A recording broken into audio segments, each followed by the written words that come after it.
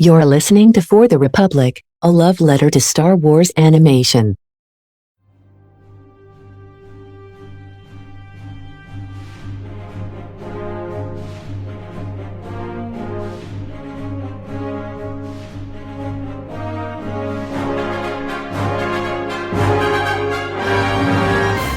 Hello there. All right, everyone, welcome back to our Mandalorian recaps here on For the Republic, a love letter to Star Wars animation. It is Don and Andrew back here once again to talk about Chapter 18 of The Mandalorian, The Mines of Mandalore. And what an episode this was. Let me just say that right off the bat. Like, you want to talk about, like, changing the way, like, the Mandalorian formula is? Look no further than this episode, because this was something I didn't think we were going to get until like 3-4 episodes into the season. We get it right off the bat. In the second episode, we're immediately moving here. And then just the way the episode just goes down was so different than I was expecting. And it ended with a truly amazing turn of events, which we will get into for sure. My mind is still reeling from that last moment. I am just so excited to talk about that one because it's something I never really thought we would see, and yet here we are. Before we only the second episode. Yeah, sorry. I know, it's crazy. I just wanted to say, before we get started, I just wanted to point out that remember that these Mando recaps are dropping on Fridays now, and our Bad Batch recaps are dropping on Saturday. Just a fair warning, though, we did pre-record the Bad Batch episode yesterday, which is Wednesday, just because I have things going on Friday, wasn't able to make it to the normal recording session. And just a fair warning, if you're watching on video this week, my video is all wonky because my internet and StreamYard screwed me over. And I was like, it's just good. It's going to look fine in the recording because it looks fine on my end. It did not. So fair warning there. I have an editor's note there. I tried to clean up as much as I could. But maybe go for the audio version for the Bad Batch episode this week. But still, check out the recap because the Outpost was such an amazing episode, and I can't wait for you guys to listen to our discussion on that one. Incredible episode with possibly the worst Imperial officer ever put to animation. 100%, but also Lieutenant Nolan, what a prick. I can't stand him, but also maybe the best like jumping out of my seat and cheering moment in the entire series. I was so happy. We talked at great length about that on that recap, which you can check out tomorrow when this episode is being posted. So check that out. But let's get into the mines. We start things off, and we're on Tatooine.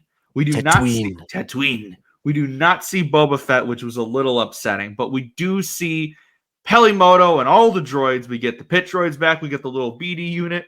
And of course, we get R5, who has a much more expanded role now going forward, which I'm sure makes some original trilogy fans very excited. I'm still, to be honest, kind of like, I don't know what to think about it, if I'm being of R5 being Mando's astromech droid. Because I think it's like, it's kind of hilarious that he's still like super skittish and stuff has changed. But I'm also like, is this just like fan service for the sake of fan service? And it's like, oh, you know, we liked this character when we saw this movie back in 1977. So that means everyone does. Like, I think can't a little tell. bit. But like also I feel like it does, if you want to dig a bit deeper, it does also kind of rhyme with Din having the N1 starfighter because it's an older model, an older ship that he's tuned up and is given a new purpose. And you can kind of say the same of R5. He's a skittish droid. He's somewhat falling apart. He's a little rickety, but he still has his uses, and he is reformatted for a new purpose here because we see him like sort of gradually get more comfortable in the mission. Like he proves his usefulness in unexpected ways, shall we say? Yes, yeah. I do like that he's here, and I think the fact that they're like showing him every time you go to Peli's like garage, like it makes sense for him to like start doing something. But again, I'm still trying to figure that out. We were talking about from a certain point of view before we started recording because the Return of the Jedi book just got announced. I know he does have a pretty good story in the A New Hope one. So He does indeed. It's a good one, yeah. So I would maybe recommend if you're a big R5 fan, Definitely. reading that story after these Mando episodes, because I think it might help with his characterization a lot more in this episode. Yeah, he's brave in spite of himself, I will say. Like in spite of the hardships he faces. And I suppose that's probably why I have some investment in that little droid after reading that story. Because he's had a hard life, and I can see why he would want to just chill in Pelly's hangar, really. But Yeah, it's cool to see him answer the call to adventure, albeit in a slightly reluctant way. My favorite bit was when he just he has to like trundle off, and Mando is just like, "Don't be a baby." that was a funny great. moment When he's just like wandering around the Mandalore, and he's just like, I don't really want to do this. It's like, no, I need the samples. This place is scary. It's all like. It looks like explosions have been frozen. I don't like it. Yeah, I would be like, if we got like just a quick scenario of like, what would his voice sound like in that scenario? Like, if you could understand R5, it would just be like, I don't like this. He'd probably have a voice like freaking out. Piglet from Winnie the Pooh, like, Oh. dear. Oh yeah, 100%. That's actually just Piglet. It's like Meeber Gascon when he's inside the one Astro Droid in the G Squad. It's just Piglet inside R5. One question I have for you though is because Din went back to Tatooine to get the memory core for IG-11, and then ended up getting R5 instead. Do you think they're just like moving on with this, or do you think we're gonna go back? I think we are going to go back because like it's too specific a plot point to just bring up and then spend so much time on and then just ignore. Like I feel like they wanted to clearly. I'm really glad that they just forged ahead with going to Mandalore because it's a really nice change of pace from like the previous two seasons. You know, aside the quick trip to Tython aside, like it's just a really refreshing thing to do because like you'd assume we would spend the whole series doing that, but I feel like they are building towards more stuff with IG-11. We know we're going to see the droid bar later on. That feels very tied to that. So I imagine IG-11 is probably going to wind up serving a purpose that's different to what Din originally intended for him, I would say. Yeah, I hope that's the case. I think the fact that like we spent so much of the first episode on IG-11 for them to just be like, okay, no, new droid instead.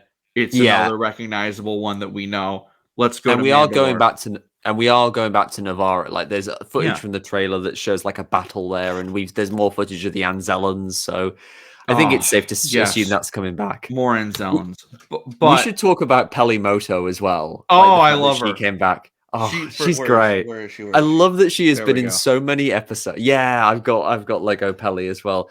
I love that she's been in so many episodes of both Mandalorian and Book of Boba Fett. She's just such a fun character. Amy Sedaris is just like so full of personality in the role. And also like, this little guy. Every time I see the BD droid, I freak out because I'm like, this is not real. And it is. Gasped.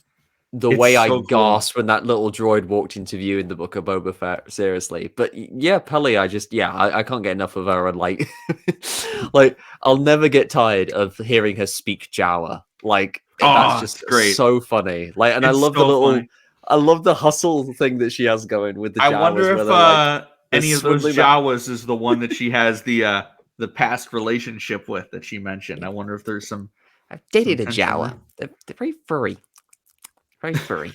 The one thing that stuck out to me about this scene, I love that it was just like this, like almost cold open on Tatooine. Like we go there, he gets the droid, he leaves, we're off to the mine. So I thought it was a great way of telling the story. And I also loved the whole fireworks scene. They really showed that off in the trailers a lot, and just seeing Grogu look through the N1's little dome at the fireworks looked great. The one thing, maybe it's just me that just never put this together as a Star Wars fan, but like them like Pelly, and it's probably been a thing forever, but I just put the pieces together now.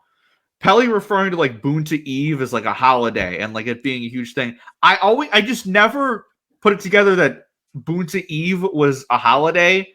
Yeah. I thought it was just like, oh, the Boonta Eve Classic. It's just a race. It's just a pod race name, but it's Yeah, like of a course. huge day for them. It's like, oh yeah, everyone gets really drunk during Boonta, and I'm like, Yeah. are they She making this up, she or has does this always been a thing? But like, she does Oh, a I little. love that. I don't know. Maybe that was just me, like something that should be really obvious, but like me watching it, I was like, wait, is this a holiday, or are they just saying shit? And I'm like, guess it is. I loved the speeders as well, like just sort of having a like. There was sort of like a that was speeder so race fun. going on in the background. Yeah. They really And- made Tatooine seem super lively in this one scene alone. And it which gave I it the liked. sense that Boba Fett's reign there has really helped the planet out, similar to how Grief Karga's what the work he has done with Navarro has made that planet thrive. So I do think we'll probably see Boba Fett again, at least, like maybe get at least a little bit of an episode showing him there and showing how like the town is Mos Espa is continuing and Mos Eisley are both continuing to prosper under his supervision for sure. As for why he's not here now, my headcanon is that he and Fennec got married and are having a honeymoon on the Halcyon. Oh, let's see. Get the Star Cruiser in there. I do like how he was mentioned, though. I think it might have maybe stopped the episode dead if we had like a whole combo between Din and Boba Fett. I think that's coming later in the season because I do think Tamara Morrison is going to be back. But it was nice to be back on Tatooine, even briefly. I'm actually kind of glad it was just the very beginning of the episode and not full on. We're gonna have an episode on Tatooine, because while I do like the Mando episodes on Tatooine, save for the Gunslinger, but like Pelimoto is increasingly becoming one of my favorite characters in the show. And then just they tend to show off a different aspect of Tatooine every single time. It would have been cool to maybe get a Cobb Vanth reference. But again, there's more episodes down the line. We'll see where that goes. Moving on to Mandalore, though, I still cannot believe that we got Mandalore in live action and that it looked this good. It looked so freaking good. Like, it looked just like how we saw it in the Clone Wars and in Rebels. Yeah. But completely just devastated, deserted. The Empire has just turned it into ruins. Like, there's a lot of great lines from Bo-Katan. Like, this used to be a thriving city, a thriving planet. Now it's a tomb. Yeah, very Lord of the Rings, really. Exactly. Like when they go into it, there's a lot of it's kind of an illusion, really, with the title, but it's very Mines of Moria, with this haunting environment that's like used to be this thriving kingdom and is now just like so full of like death and darkness and foreboding. It was really cool, and as you said, it's just like the fact that we have Mandalore, that we went inside Sundari and we saw all of like it's all bombed and like wrecked, and the lighting is all like dark, but it was the architecture was there. That is the designs we've seen in the Clone Wars, because we've been there so many times, and it was just it's a very melancholy experience for sure. So which is a very kind of it's a change of pace again for the Mandalorian to kind of spend that much time on that kind of subject matter, and to so brilliantly transition from a humorous like fun opening with Peli on Tatooine to then going to this, and just from the moment of like them breaching the atmosphere, which felt very Empire Strikes Back to me, like when the N1 is flying through the storm clouds, and then that burst of synth when they break the clouds, that felt so that if anything felt like a Kevin Kiner move, really, with the score, and it just kind of it gave me a shiver, that whole thing. that whole bit in the score. It was such a great introduction to the planet once again. And like we arrived there, and as we mentioned, Din has R5 do these air samples just to make sure that it's breathable, because for years he had heard his cult had taught him that Mandalore, the planet, had been poisoned by the Empire. And a lot of this episode's theme has to do with these like so-called myths and a lot of stuff that like Din heavily believes in because of his background and how he was raised, and Bo-Katan believes to be nothing more than fables and stories used to attract tourists. And yet, as we find out in this episode, some of those are in fact myths, and some of those are way more than meets the eye. Definitely, it's a great way to end the episode off. R5, he's getting his little samples there, and just disappears. They got to find him, but they realize that, hey, the air actually, you can breathe it. Bo-Katan was right. Maybe I am in a cult, but he still is not, doesn't want to admit it yet. It's a bit of a himbo move from Din, isn't it? Yeah. Like right off the bat, like he could have just pressurized the helmet and gone out with R5, but he's like, you know what? I don't really want to. I don't really want to. Din is in prime himbo mode in this episode. He's in prime damsel or Jaren in distress energy. Jaren in distress. I love that. That needs to become a thing, Andrew. His for sure. kid saves him. His star-crossed Mando lover ? Saves him.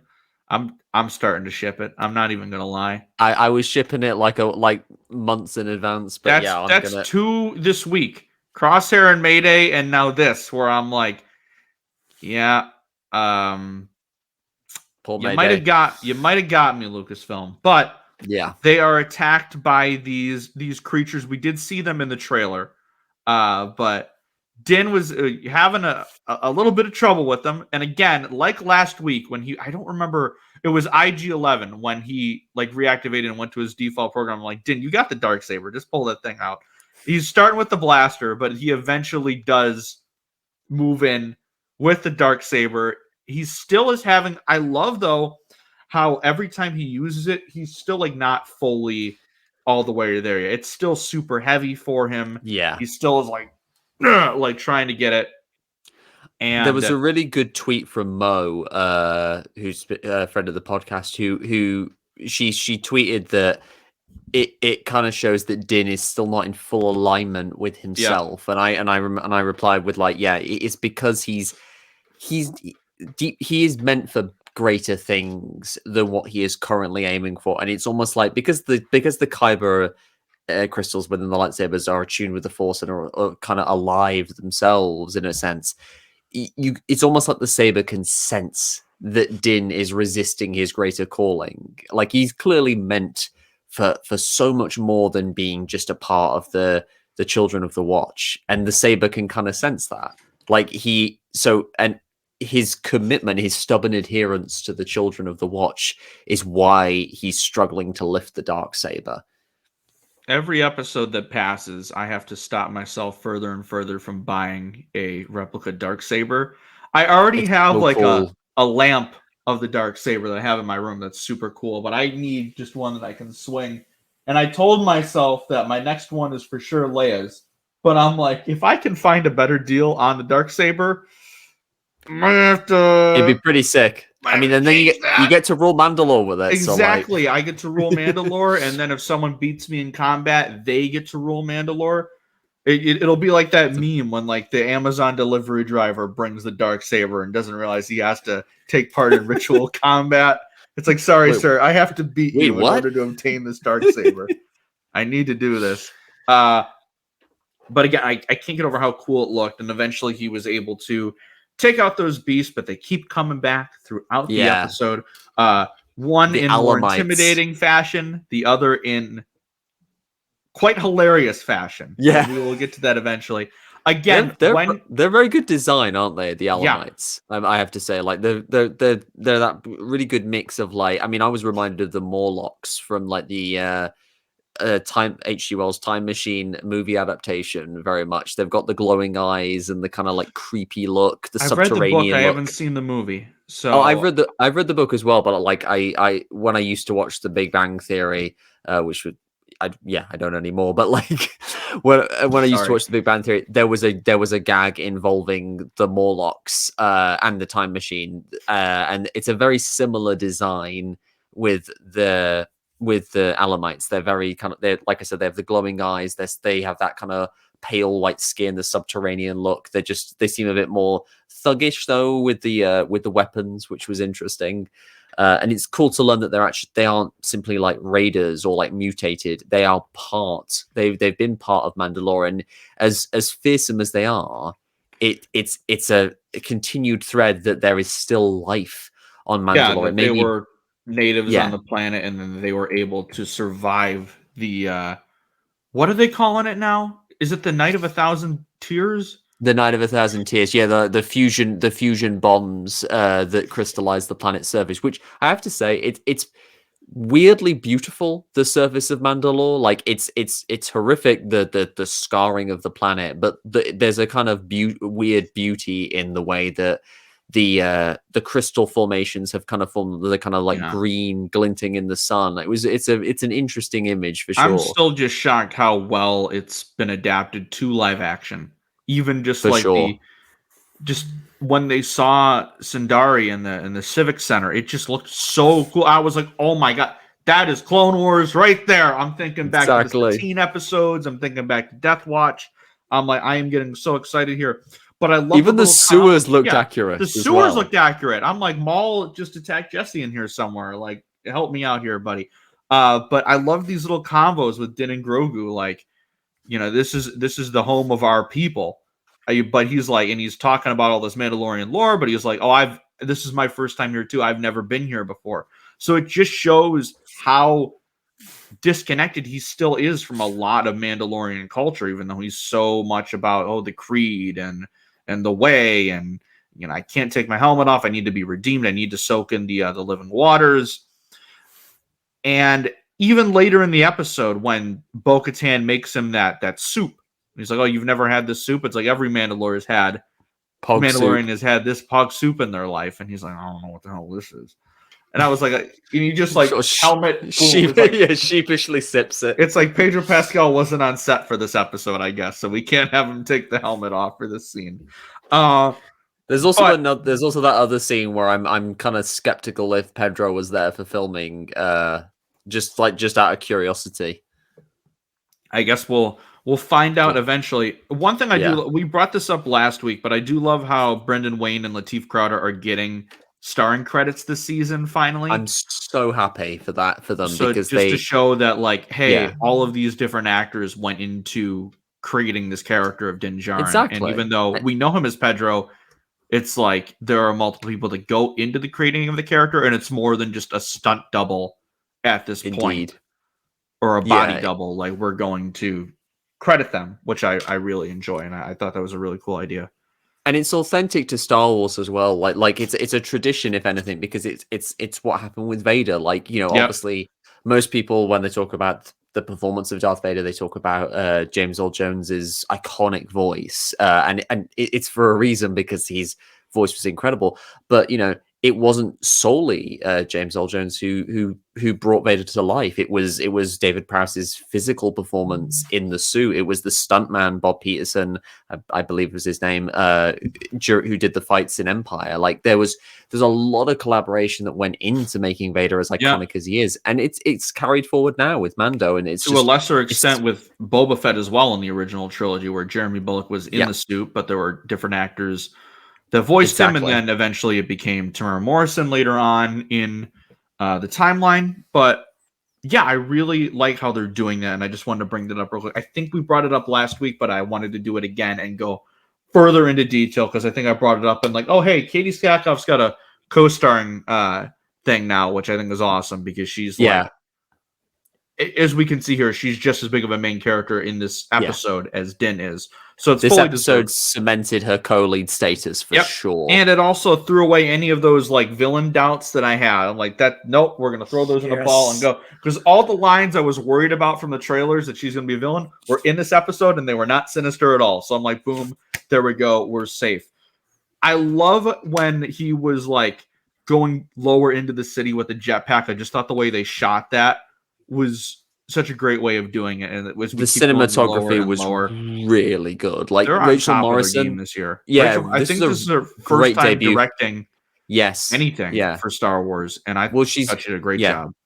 Oh, absolutely. I haven't seen. Well, as far as I'm aware, I haven't seen any of her prior. I've got to look up what she's done. But I'm gonna have to do the same. But like, this was a very strong debut for Rachel. She like her cinematography. She has experience as a cinematographer, and you can so tell in the way some of these shots are composed. Worked with Ryan Coogler a lot, so she was the cinematographer for Black Panther and Fruitvale Station. Wow. So and Dope and that explains a lot. So she's done a lot of good stuff. So yeah, it's all making a lot of sense because this looks so good, and I believe this is her directorial. That's not true. She did The Morning Show. She did American Crime Story. So she's done a bit of directing on TV at least. So what a directorial debut here. Yeah. She did a great job, and the fact that this is one of my new favorite episodes of the show, like, hats off to you. Like, you did a great job because, like, it's so curious now because of how season 1 went, where like we have our staple of like Mando directors. So every time someone new was introduced, we saw this with Book of Boba Fett as well. It's like, oh, I'm curious how they're gonna be. Like, we don't like know what to expect with them. And then boom, they surprise us with stuff like this. So that was awesome. Because like, yes, I love having Rick Famuyiwa back with an increased workload this season because his episode last week was great. But I'm glad to see other new directors in the director's chair as well. As we get further, go ahead. Star Wars episodes. Yeah, sorry. Also, Star Wars episodes directed by women, especially in The Mandalorian, have had a. She's keeping up the streak of Star Wars episodes, of Mandalorian episodes directed by women, kicking all kinds of ass. It was International Women's Day, I think 2 days ago at this point. So yeah, like that. Exactly. Yeah, exactly. It was a great way to herald that, if you know what I mean. Exactly. Like, Bryce Dallas Howard will always have my heart. Ain't her and Deborah Chow, but like if we can get more and more people on that level, I am 100% for that. Exactly. More women in Star Wars, both in front of and behind the camera. Please give us something at Celebration. Yes. Although I guess we can bring up the fact that apparently the Feige movie and Rogue Squadron are currently dead or no longer in active development. Right? The timing was horrible because I watched on Monday to end off my birthday. I watched Top Gun Maverick for the first time, and I was like, "It's so fucking good." And I was like, good. If they just retool Rogue Squadron to where it's just this movie, I will have literally zero complaints. Because in a way, a lot of Top Gun Maverick is just A New Hope, but it works so well. So it's like, that was my thoughts. Rogue Squadron is just Top Gun Maverick, I'll be okay with it. And then, Patty Jenkins and Kevin Feige's movies are no longer in development. And I'm like, all right, cool. Feige, I get. He probably wants to focus all his efforts on Marvel at the moment because people fair enough. MCU slipping, even though I'm like, we can have that discussion. Plus, the writer was Michael Waldron. Michael Waldron, who did Multiverse of Madness, and he's now been tapped to write Secret War. Or is it Kang Dynasty or is it Secret War that he's writing? Jeff Loveness is doing Kang Dynasty, and then I believe Michael Waldron is tackling Secret Wars. So it makes sense. Like, we got to focus on this and not Star Wars. Yeah. So I get it. Patty Jenkins, I know Wonder Woman 84 wasn't that good. I didn't particularly like Pedro Pascal was great, but I didn't particularly like it. So if that's why they're like, I hope I know it was like Patty's like project. Like, I think she was the one that pitched it and wanted to make that movie. But if they can eventually get that thing off the ground with another director, I would be okay with it because like an X-Wing pilot movie, like it's never been my favorite aspect of Star Wars, but I will never complain if we get more of it. And I just think a movie like that in like a Top Gun style would be super cool. And the fact that like a movie like Maverick happened where it has a lot of these Star Wars elements like the cockpit shots and like the Death Star trench run, but in real life, like, it can work. And you could definitely have a very entertaining movie about that, especially if you have like Poe or Wedge in the Maverick role. I think it would work tremendously. So that would be awesome. We'll see. The studio showcase panel this year, I think, is going to be incredibly exciting because a lot of the stuff is going to be brand new information. And I am looking forward to that a lot. But we have our celebration coverage next month to look forward to, where none of us will be there. But as we get further into the city, We get down to the lower levels. We're about to get closer to the mines, and then Din is just immediately grabbed by this giant spider mech thing. At first, I was like, "Is this like a weird crab droid thing? Like, is this just like a modified crab droid?" And then I'm like, "No, it's got like an eye to it or whatever." Yeah. And he's just taken away. Great jump scare for starters. It got me. I looked away Yeah. for half a second, and I just heard boom, and I'm like, "What the hell did I miss?" And I had to fast rewind, and I just see giant spider droid kidnapping Din. It's such a neat trick as well, because Rachel Morrison, and this is where I think her experience with cinematography comes into play, is because she uses a good trick where usually with that kind of stuff you would cut to a wide shot of Din before the droid snaps over him. But what she actually does here is you have it happens while the close-up of the Mando helmet is still going on. Yes, so it really takes you by surprise. He's looking at the fallen like buried Mando helmet, and I'm like, this is such a cool visual. Boom, spider kidnapped, and then Grogu has to save the day, which this little interlude in the episode where it's just the Grogu adventure. Oh, he's got a couple different noises in this episode. I was losing it, bro. I was like, my guy is just all up there. Grogu capitalism invaded my birthday earlier in the week, I must say. There were Grogu napkins. I did not know how it happened, but it's like he's here and I can't escape him.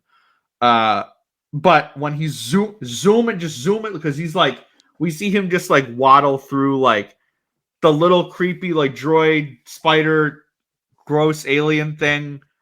His like lair is Din's just like on like a rotisserie or whatever the fuck it is. Like he's like, kid, go get Bo-Katan. And he just starts kind of stuck him with a needle as well. Yeah. Like that like whole trying to design. get his blood or something. I don't know what it is. People have said it would fit right in with like the prequels, and I agree with you. It really I don't does. know what it is, design, but it's creepy. The exosuit is very kind of like a crab droid, like you said, and the design of the creature itself is the cyborg like design is it's reminiscent of General Grievous, but it doesn't feel like a lesser version. It was very creepy. It kind of reminded me of like the Frenzy robot from the 2007 Transformers film, like especially when the head later on like detaches from the body. But it's very creepy just overall. Like you mentioned the human eye, in it like behind the plating, and the image of all those Mandalorian helmets just scattered over the floor. It's a very dark image, and it conjures to mind like, oh, how many Mandalorians have been lured here to Mandalore with like the promise of maybe, I don't know, attaining something from their homeworld, only to fall into this creature's clutches. And there's also an interesting bit as well where it's taking Din's weapon away, and they linger on a shot of it taking the darksaber off him and throwing it to the floor. And it's a kind of like it's a seemingly throwaway moment, but it kind of reinforces the themes that this show is building upon constantly, of like how the Mandalorians' adherence to some of their traditions is what's holding them back. Because like you've had all of this hubbub about, oh, the darksaber has to be won in combat, it has to be like used the right way. But as we see, this droid takes it and throws it away, treats it as nothing. Like just a everyday weapon to be disarmed from its opponent. And as we later on see, like it kind of calls into question like whether this is like, well, we've all kind of known that the like, oh, it has to be one in combat thing is bullshit, because it's very clearly just holding back the Mandalorians as a whole. But it was just an interesting moment, and the droid is just like the cyborg creature is just really creepy, very unsettling. It didn't get any better throughout the whole episode. I'm just like, you're terrifying. Please get off my screen. But as he just starts, go ahead. What do you think it was? It wanted Din. What do you think it was trying to take from Din? Like, what do you think it was? We see a lot of like Mandalorian helmets, like in his like, lair. And it sticks the tubes into him, doesn't it? And it tries to take a bit of his blood, I think. I feel like it wanted his blood, like it wanted fluids from him to sustain itself, because it kind of looks like it has some organ sacs similar to Grievous, and I feel like that's kind of the grim thing, that it's been surviving down there and just sustaining itself Feeding off whoever's. on Yeah, these it's kind of like a creatures and- Shelob type thing, I suppose, if we want to continue the Lord of the Rings parallels. Yeah, I mean, well, I guess we'll never find out because he's alive for about maybe 5 to 10 more minutes. But Grogu just starts zooming out of there, goes back. He encounters the what are the creatures called again? The Alamites, yeah. The That one Alamites again. just drops down. Corners him, boom. We just see it flying out, Grogu with the Force. I'm like, okay, so Luke's training bodies him. come in handy. I'm like, this fucking guy right here is just like, he's taking no prisoners. Gets back And to he the has ship. this moment where he's like, he looks at his hand, he's like, I did that. And he doesn't have to, like rest. Like, it shows how much he has progressed as a character, Grogu. Like, I love how he just like takes matters into his own hands too, because he notices didn't get kidnapped. He's like, I'm gonna see what's up here. Like, I need to save my dad. And I love how we'll get to it, but I love how Bo-Katan keeps referring to Din as Grogu's dad throughout the whole episode. Did you think your dad was the only Mandalorian? Yeah. She's very much picked up on that vibe. Like, your kid is quite the navigator. And I'm like, yeah. Boom. Father and son we see. But he gets out of there. Him and R5 leave. We cut back to Bo-Katan's throne room. We get the great shot of her just looking down on the throne. I'm like, boom, that's a poster right there. She's like, oh, Your Majesty, we have an unwanted visitor. And he's like, all right, I'm going to get rid of this guy once and for all. And I'm like, what does she mean by that? But then we see it's just Grogu. We see it's and just it just Grogu. winds up here. But but like her saying, I'm going to get rid of him once and for all, just kind of winds up saying, I just want to be like, did you not hear me the first time? I want to be left alone, damn it. I want to be alone. But then immediately she's like, what happened to him? I got to help.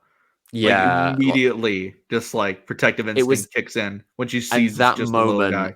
That moment really allayed a lot of my fears, and I feel like this episode as a whole has, like, the first episode was already doing that, but the second episode, this episode has very much confirmed for me that they're going in exactly the direction I were hoping for with Bo-Katan. Like, she's not at all gonna be an antagonistic force. She's gonna basically serve as more of an ally to Din and a co-lead of the series, if anything, because, you know, any like antagonism she feels towards Din immediately melts away the minute she knows that he's in danger, and that when she sees Grogu in the pod, the way Katie Sackhoff's voice just changes when she talks to the droid. Like, there's a softer quality there. Maybe it's informed by like her own loss that she's gone through, potentially, because we get a little bit of a family history here, which aside from Satine, we've not gotten before, and that's just so cool. Getting the information about her dad, I thought was awesome. That was fascinating. I loved hearing about her dad. It's interesting that we didn't get any mention of Satine, but I suppose maybe they're saving it, or they're like, maybe didn't there is that theory. Like you had a sister. And there is a theory about Bo-Katan where, like, because I know that they've sort of hinted that she is closer in age to Katie Sackhoff than people had thought, because I think people thought, oh, how is she around? She should be like 60 or something. And how does she look as good as she does, aside from the fact that, well, Katie Sackhoff looks great. And it's like, oh, Mandalorian's age slower. But it seems like they've kind of gone, no, she was actually a lot younger than people thought. Like, she was just into her 20s around the Clone Wars. And that's led some people to speculate whether or not she could in fact be Satine's kid. Secret love child with Obi-Wan. I don't think that's the case. I don't think that's where they're going. No. It's a fun theory. It's a theory just for fun. But I think is the I still might be a quirky truther, but I think like there's a bigger age gap there, because I've seen the people say that, like, oh, now we think she was more closer in age to Ahsoka during the Clone Wars than we expected. Which, okay. Timeline, it's been a little muddy recently, of like, it has been a little muddy, but yeah. How long has it been since season 2, and how long has it been since Book of Boba? It's like, maybe we'll get the answers, maybe we won't. Who knows? All I know is I'm fascinated by this Clan Kreese lore dump that we had Yeah. here. I kind of wonder, like, with her father, when she says that her father died defending Mandalore, it makes me kind of think, is that the event? Like, I feel like that was the inciting incident that kind of defined the ideological divide between her and Satine. Like did the fact that he gave his life for Mandalore fighting, did that kind of spur Satine on to become a pacifist? Did it drive Bo-Katan to respect the ancient traditions of her people a lot more in a way of honoring her father? Like, I feel like they both settled on their ideologies as a way of honoring their father, and it just set them off on completely different It'll be paths. very interesting if we get more detail on that, especially like when it happened. Because it's like, was this before or after Yeah. Qui-Gon and Obi-Wan's mission on Mandalore? I feel Where like it would Obi-Wan and be Satine met? afterwards. Or maybe it was the same incident. Like, maybe this is Maybe I that's mean, why they were there. But again, timeline we wise, need it's a like, novel, man. We need yeah, we need we an need something. exploration. Like Like, they've been dangling that carrot of that story for 10, 12 years at this point. Like, I want to just know, damn it. give it to us. But again, I loved seeing, first of all, there are two things. One, shout out Bo-Katan ship. I have a Lego set of it. It was one of those ones where I just never really noticed how cool it was until recently, and I'm like, Yeah. no, I I love her also have a starfighter. Lego Gauntlet Fighter. I Yeah, don't it's have it with me at the moment, but I'm gonna make sure I have a hold of it next time we it was recap, 'cause we'll yeah. be seeing that ship again. But yeah, Oh yes, we will. I'm So so glad to see more of it. It's so cool. yeah, I can't believe we have a Gauntlet Fighter in live action. it's It's great. so cool. I can't It's believe we so have cool. Bo-Katan in live action. Like, It's just still seeing crazy to her. me, and I think it's, to me personally, it's been the most seamless animation to live action Oh, for sure. transition we've had. Pretty much just because it's been the same actress throughout, but it just feels right. It's like, it's not like Ahsoka where I'm like, is this the same character? It's like with Bo-Katan, it's like, no, like this is the exact same character that we saw in Rebels and Clone Wars. So I'm just so over the moon with how it's turned out so far. But I loved seeing her again. It's still crazy to see the, like you mentioned, Bo-Katan's Mando armor in live action. Her fighting the creatures, just double blasters at points, which was Yeah, awesome. And then the so point cool. when they get back down and they fight the droid again, when she the little shield gauntlets. I'm in love with those things. But then when she picks up the dark saber and Yes. wields it, and it's like there's none of that issue that Din has with the heaviness or anything. She's like, all right, I'm wielding it just like it was yesterday, and Yeah, she just goes to she takes the town. droid out within the cyborg out within 5 seconds, and like it takes her just barely any longer to like neutralize the giant droid. The slide that she does underneath it when she cuts like through the underside of it, that was sick. That was So sick. that was awesome. Like, that was such a And great action in sequence. that second, I went from like, yeah, I know it would be cool to see Din have the saber for the rest of the series too. You know, on second thought, like Din, like you you had a good run, buddy, but I think He kind of Bo-Katan knows how needs to to be use this. Mandalore.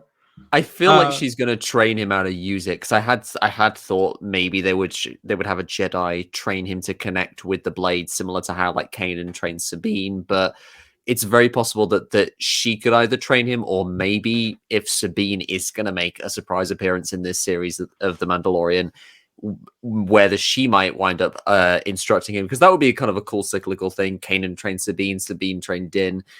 But equally, I feel like Bo-Katan could do it as well, because like she clearly knows how to use it. And I feel yeah. like after this episode, there's definitely a bond being strengthened between these two, and I'm not just saying that because I ship them. Although No, it's I like do in very fact clear. ship It's very clear Dinbo. throughout the episode. Grogu ships Dinbo as well. Like, you He like does.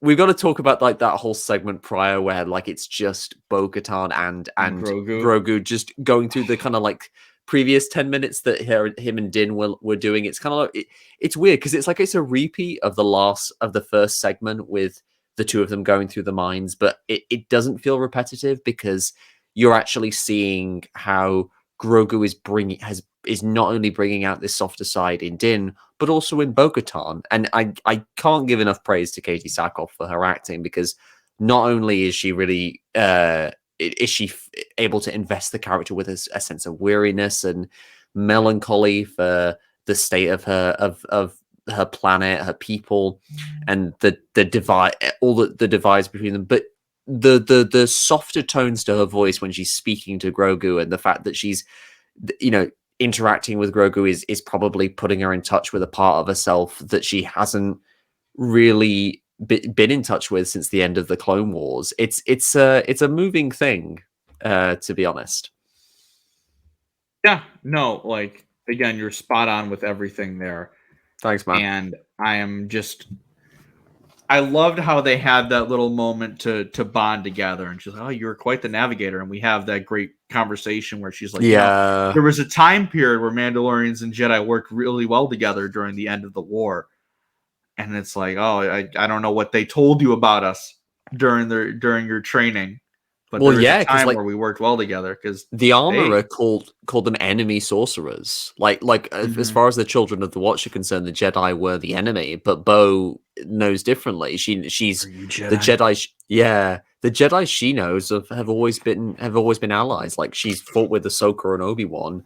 And there's again, this shows, I feel like they have, not only does this kind of cement Bo as like the co-lead by literally pairing her up with Grogu in a similar fashion to Din, but also showing that she is just as protective of Grogu as Din is. Like, when she spots the Alamite hanging over the ceiling, she gently pushes Grogu's cradle out of the way to ensure that he's not hurt.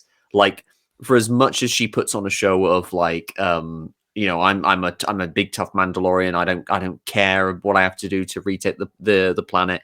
Bo-Katan is a bit of a softie, just like Din, and I feel like that's potentially what bonds them. I think why she sticks around, and why, despite how she clashes with Din's stubborn adherence to what she considers to be like children's fairy tales, she kind of admires him. She admires his dedication, and it kind of slowly inspires her more, up until that huge reveal, in which case I feel like that's like a massive jump start to her aspirations to retaking Mandalore. Yeah, 100%. Because last week it was, no, I'm done. Like, I'm not gonna retake. I'm done with my mission.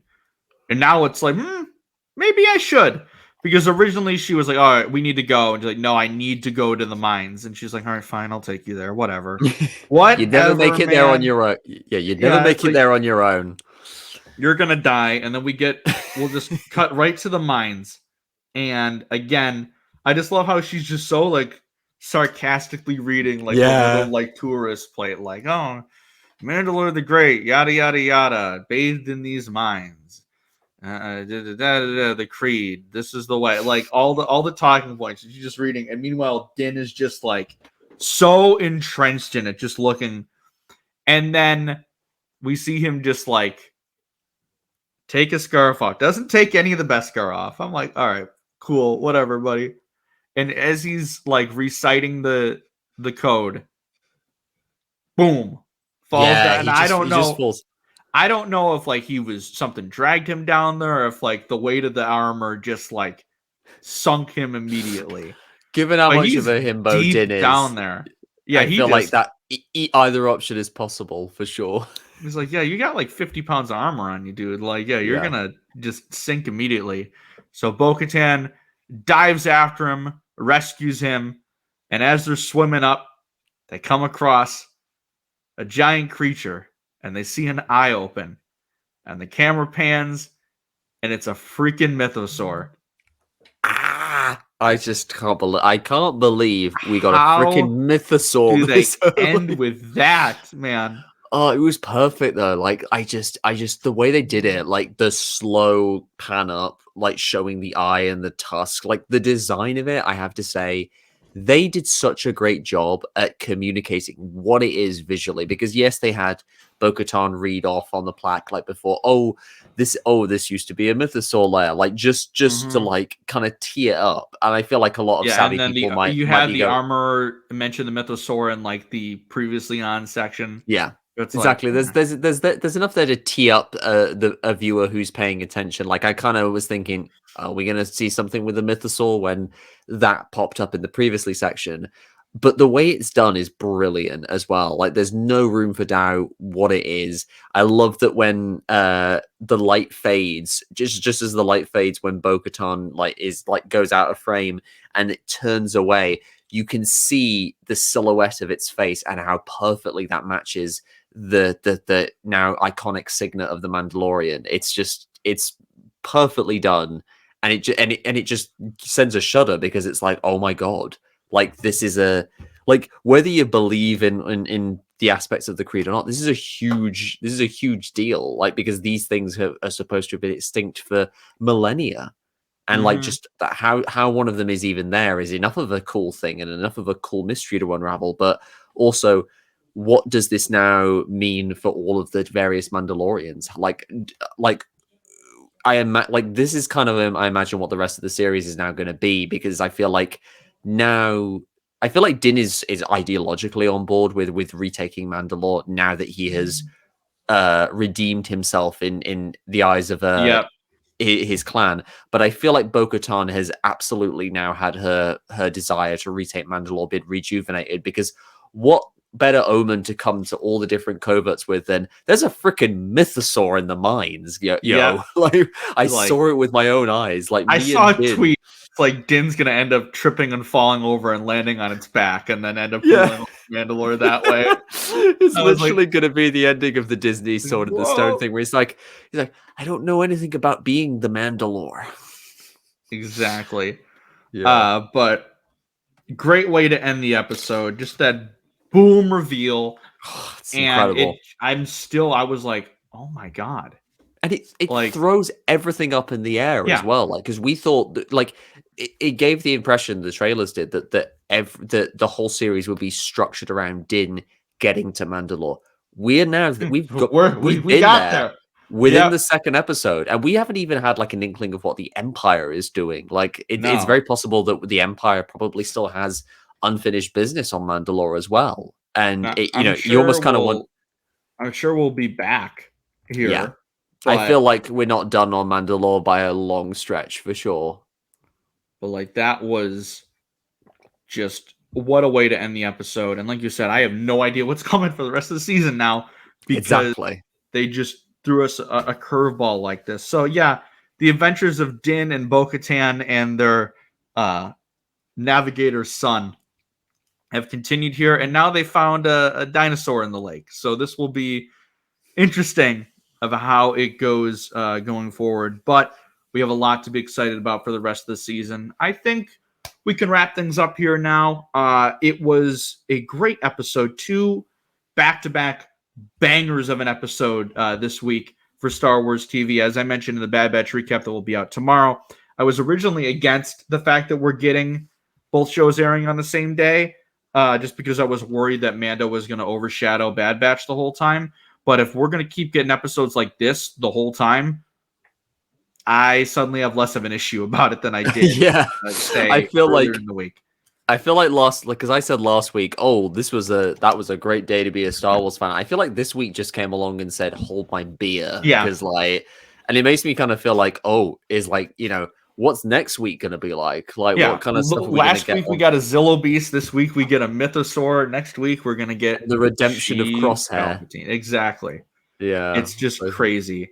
But thank you for joining us for our recaps of the Mines of Mandalore. Like you said, very Lord of the Rings title here. But it was a great adventure nonetheless. Mines of Mandalore. Don, where can the people find you? Okay, so you could find me on Twitter at Donovan Mead, where I tweet a lot about Star Wars, also some Marvel, Doctor Who, occasionally politics as well. You can also find me on TikTok at Donovan McComish, same handle, on Hive as well. You can find me on Instagram at Donovan_McComish. And like Connor and Andrew, you can find me on sweditor.ig.com, where we write articles about Star Wars, obviously.